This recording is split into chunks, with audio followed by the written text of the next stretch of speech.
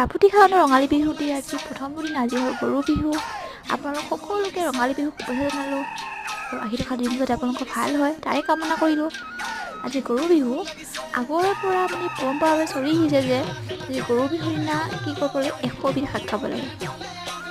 আৰু সেই 100 বিধ শাক বিচাৰি আমি পাহাৰলৈ বুলি ওলালোঁ আৰু এইবোৰ শাক চাওকচোন ভিডিঅ'টো অলপ।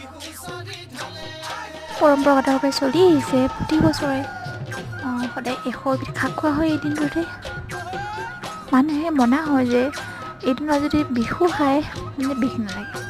বাৰু আজিতো গৰু বিহু গৰু গোহালিত বান্ধি ভৰি হাত ধুৱাই সেৱা সৎকাৰ কৰা হয় আৰু গধূলি বয়োজ্যেষ্ঠজনক সেৱা কৰা হয় এখন বিহুৱান দি।